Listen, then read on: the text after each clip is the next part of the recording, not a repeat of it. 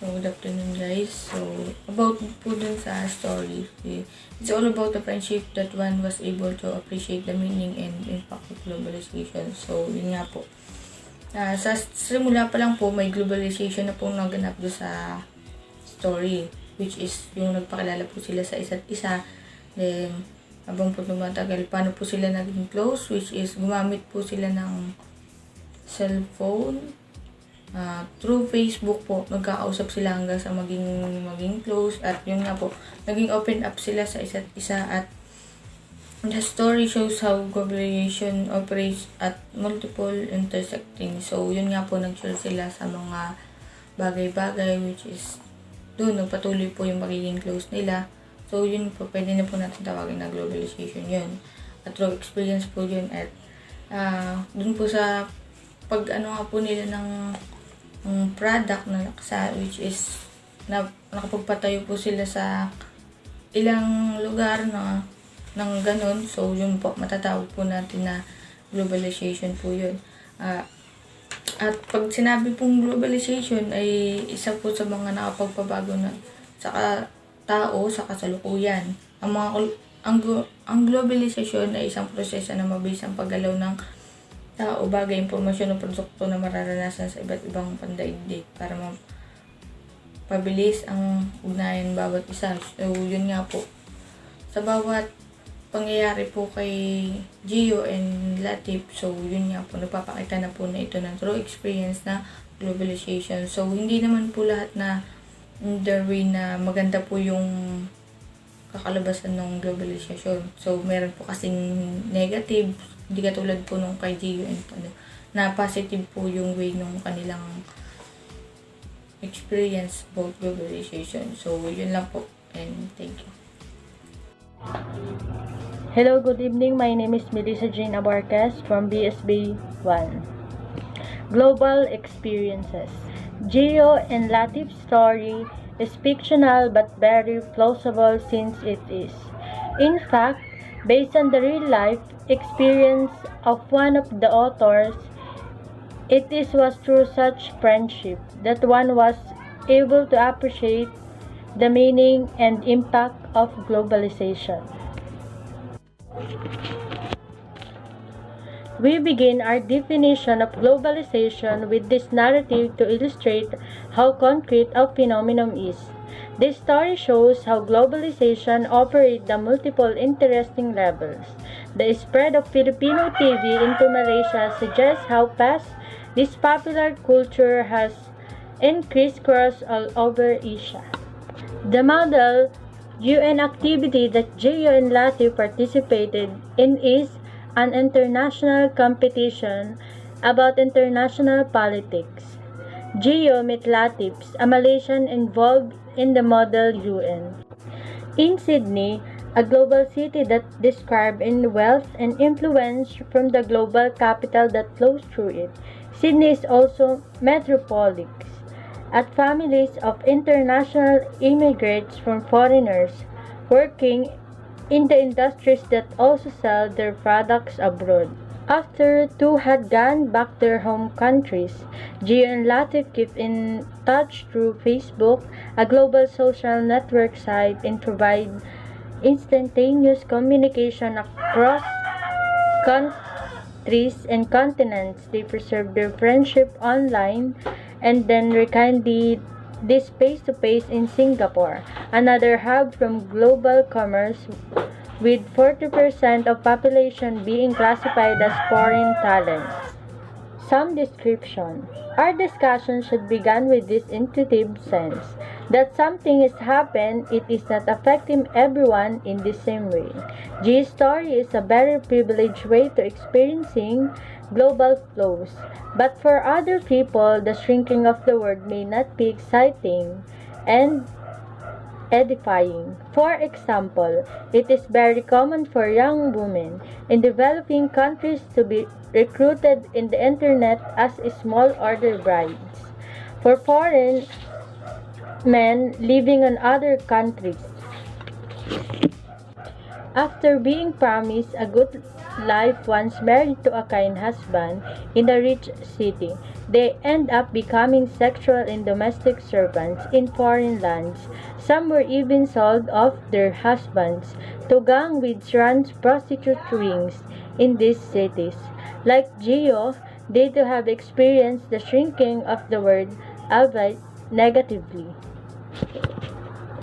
Governments that decide to welcome the foreign investment on the belief that they provide jobs and capital for country offer public lands as factory or industrial sites. In the process, poor people living in these lands are called urban poor communities are being evicted by government. The irony is that these people forcibly removed from their slums are also labor forced by foreign companies. They had to be kicked out for their homes and then told that they could take an hour or two of bus trip from their relocate communities back to the old home for minimum wage work because different people encountering globalization in a variety of ways. Evening. My name is Hubert T. Alba.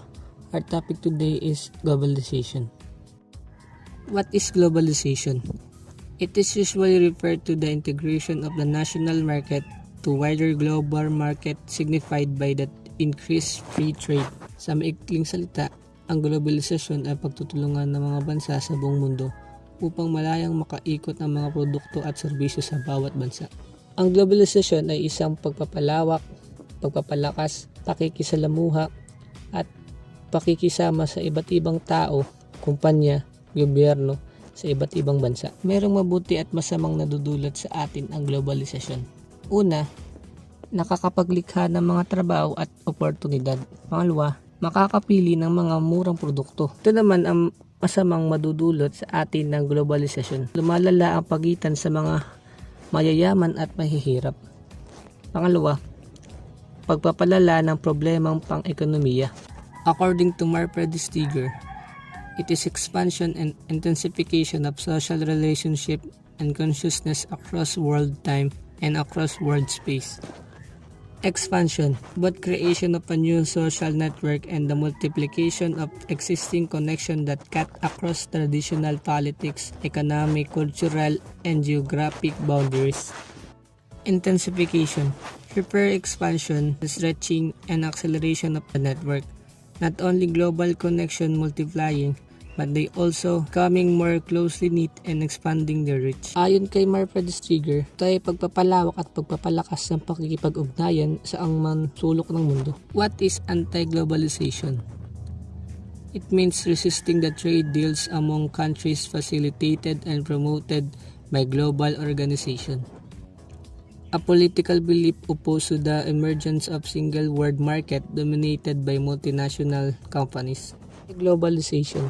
Ito ay pagkontra sa pakikipagkalakalan sa iba't ibang mundo dahil sa masamang naidudulot nito. According to Stiger, globalization process do not occur merely at an objective, material level but they also involve the subjective plane of human consciousness. In other words, people begin to feel that the world has become smaller place and distance has collapsed from thousands of miles to just a mouse click away. Globalization must be differentiated with an ideology he calls globalism. Ayon kay Stiger, ibig sabihin, nararamdaman natin na parang lumiliit ang ating mundong ginagalawan. Yung parang isang pitik mo lang, mawawala ang lahat. Dito sinabi niya din na ang globalisasyon at globalism ay magkaiba. Globalism is a widespread belief among powerful people that the global integration of economic market is beneficial for everyone, since it spread freedom and democracy across the world.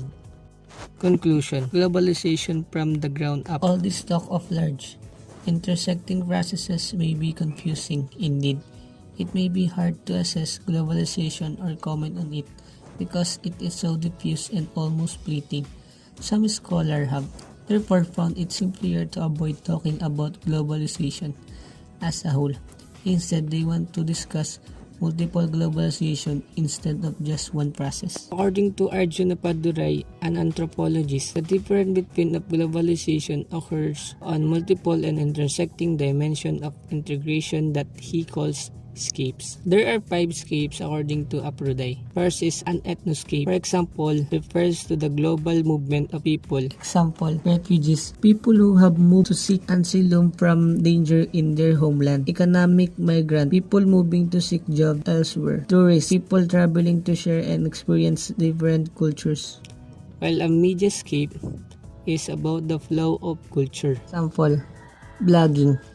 Rather than getting information from books, people can now get their news from anyone with an internet connection and a website.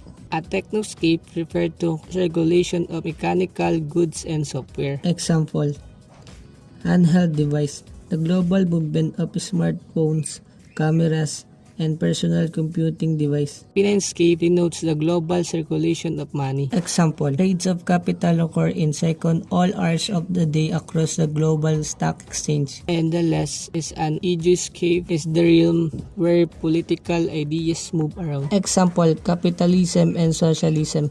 Much of the second half of the 20th century was consumed by the competing ideas of capitalism and socialism, which spread through their spheres of influence. A Padurai's equipment is simple.